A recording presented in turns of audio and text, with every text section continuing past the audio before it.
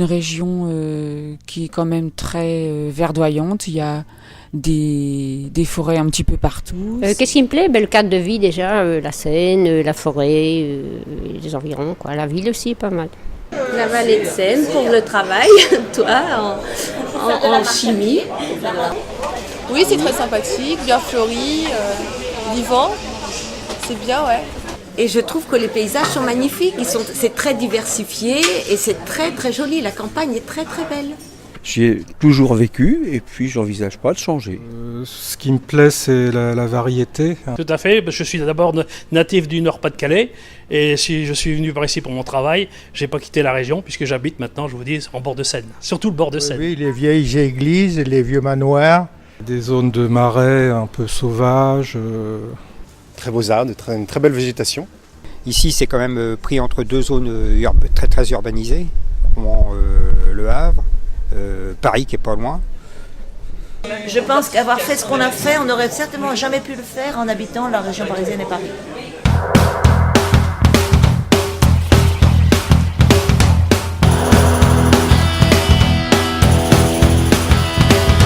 La forêt de Bretonne qui est très très jolie. Elle est encore préservée et elle n'est pas entièrement polluée. Je pense qu'on a encore la chance, oui, d'avoir des paysages de campagne. Alors ce qui serait bien, je pense, ce serait d'enterrer les lignes électriques. Il y a un effort important à faire au niveau des haies. Les gens qui arrivent ici préfèrent planter des haies rapides en tuya ou en laurier. Parce que par exemple j'ai acheté des arbres au parc de Bretonne, c'est ça, non? Voilà. Et le problème c'est qu'il y a plein de lignes électriques qui passent au-dessus de chez moi, etc. Donc je suis obligé de couper les arbres finalement.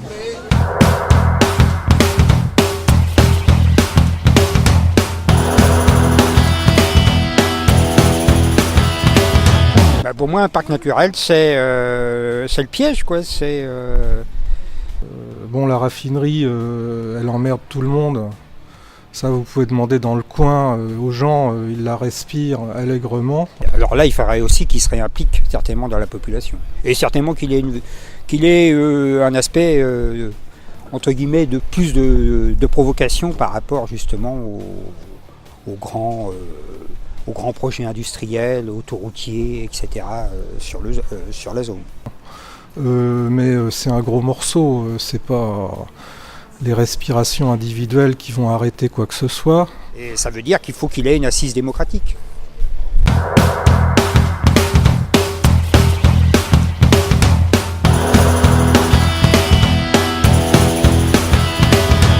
Bien sûr, chacun a son utilité sur Terre. Toutes les espèces qu'on peut retrouver dans la nature. Et dans la nature, l'homme n'a rien inventé.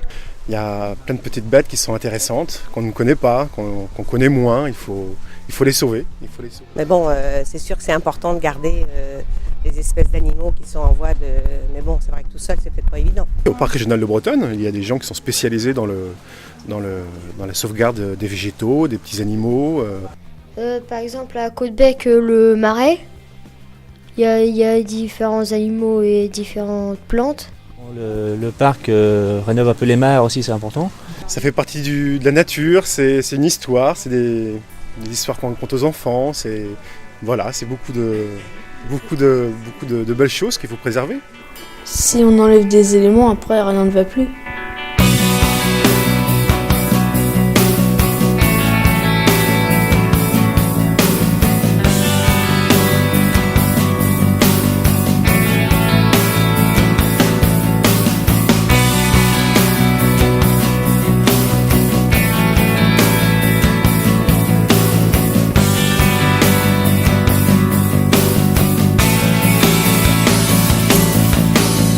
Oui, j'essaye de l'améliorer, pour autant que faire se peut. Je prends plus des douches qu'avant. On peut aller en forêt avec plusieurs personnes et ramasser tous les déchets.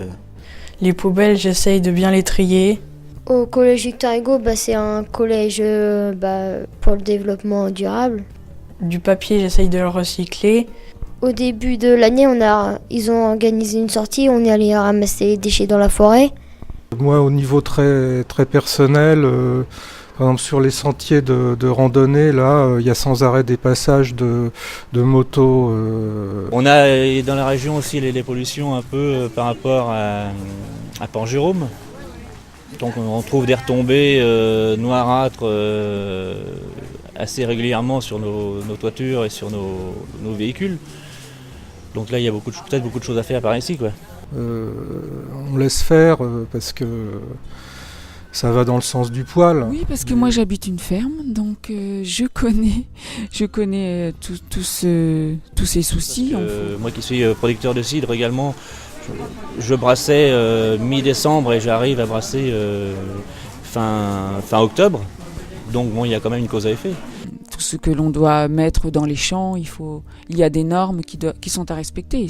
Je crois qu'il faudrait remettre en cause le développement industriel quand même sur des zones comme ça. S'il y a des gros enjeux économiques, c'est pas les individus qui... Enfin, il y a des associations, je sais, pour la préservation de l'estuaire ou des choses comme ça. Véritablement voir l'étendue des dégâts. Parce qu'il y a des dégâts de manière irréversible, ça on le sait. On parle toujours du réchauffement climatique, mais il n'y a pas que ça. Moi, je suis comme le scientifique dont je ne sais plus le nom, qui a été ministre du temps de Mitterrand, qui dit qu'il n'y croit pas. Et ben moi, je suis un peu comme lui, j'y crois pas trop. Que les gens ils arrêtent de jeter des papiers ou d'autres choses qui polluent dans la nature et qu'ils usent moins d'eau et moins d'électricité. On réduit, on prend les transports en commun au lieu de prendre sa voiture, le vélo. On laisse un endroit aussi propre qu'on le trouve quand on arrive quelque part. Si tout le monde s'y mettait, ça pourrait changer énormément de choses.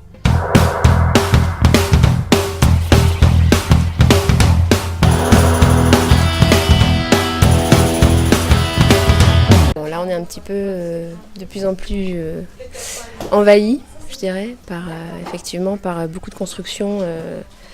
Il faut construire intelligemment en préservant et en pas en matraquant le paysage. J'ai constaté depuis un certain temps, par exemple sur ma commune, qu'on a construit sur le bord de Seine, comment dirais-je, une maison en bois qui n'est pas tellement jolie, qui ne rentre pas dans le cadre de ce coin de vieilles maisons de bord de Seine.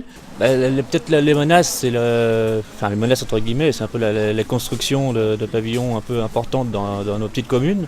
Il y a forcément des terrains agricoles qui peuvent se transformer en terrain à bâtir, puisqu'il y a quand même beaucoup de demandes sur le plan logement. Des gens de la ville qui viennent à la campagne et qui eux ils veulent prendre de la campagne mais garder les atouts de la ville, ce qui n'est pas toujours... alors avec des anciens comme nous qui sommes toujours nés à la campagne, et parfois c'est un peu litigieux, quoi. Partout où on va, on voit qu'ils continuent de prendre des terrains agricoles et de les transformer en pelouse avec un pavillon dessus, quoi. En général très moche. Non, je trouve qu'il y a beaucoup trop de maisons de construites, trop les unes sur les autres, quoi. Je veux dire, les terrains à bâtir sont de plus en plus petits.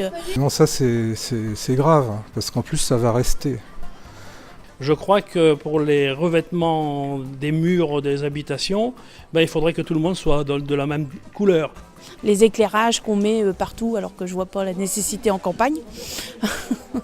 Nous, dans notre commune, on est en train d'éclairer toute la commune. On est une commune de 135 habitants, on va avoir de la lumière comme à Pont-de-Mer, quoi. Je ne vois pas l'intérêt. Je pense que l'architecte qui est chez vous devrait s'attentionner un peu plus sur les permis de construire. Ne pas laisser construire n'importe quoi. Rentrer dans un parc, ça demande forcément des efforts sur le plan normes et sur des normes à respecter pour faire partie du parc. Donc peut-être que je pense que jusque-là, certaines mairies sont réticentes peut-être par rapport au peut-être un manque de liberté après quand on rentre dans le parc.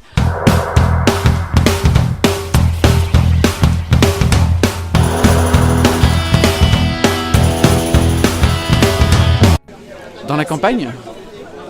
Mais il n'y a pas beaucoup de services, à vrai dire. Dans certaines communes, la population est vieillissante, les gens n'ont pas forcément un moyen de locomotion ou ne peuvent plus l'utiliser du fait de leur âge, et il est important d'avoir des transports en commun par exemple. Les moyens de locomotion pour aller sur Yvetot. Pouvoir faire garder ses enfants quand on va travailler par exemple, tout simplement. Les transports pour aller à Rouen, c'est génial. À la campagne, sans voiture, c'est impraticable. Je trouve qu'on oublie souvent les 2-3 ans, les plus petits, quoi, en ce qui concerne par exemple l'aménagement de petits parcs. Pour aller à Lillebonne encore, oui, ça va. Quand je suis arrivé à Villequier il y a 10 ans, il y avait au moins un commerce, une boucherie, etc., charcuterie qui faisait un peu épicerie. Maintenant, il n'y a plus rien. Alors, quand on prend de l'âge, on se demande si on doit quitter ce petit village pour approcher une grande ville. Mais pour aller au Havre, je trouve que c'est très très long, les transports. Au niveau de la Rille, il va falloir travailler sur les rives de la Rille, sur la Rille maritime, qui est en train de se combler. Je pense que c'est reconnu, c'est officiellement détecté, mais je crois que ça reviendrait extrêmement cher. Le non-aménagement de la forêt de Bretonne. Très bien, il y a des chemins, etc., mais je trouve que c'est pas aménagé. La démarche est simple, on donne un arbre pour une naissance. Mais il faudrait peut-être davantage enterrer les lignes électriques, quoi. Mettre des panneaux solaires sur les maisons. Puis on peut utiliser des éoliennes aussi. Installer des poubelles, parce qu'il n'y en a pas. Je pense qu'il faut sensibiliser surtout même les plus petits. Qu'est-ce qu'on peut améliorer ? Écoutez, sensibiliser les personnes, les jeunes, sensibiliser pour qu'ils puissent eux-mêmes transmettre à leur génération les bienfaits de la plantation, planter des arbres, créer un bien-être, du bonheur, du beau, c'est du beau.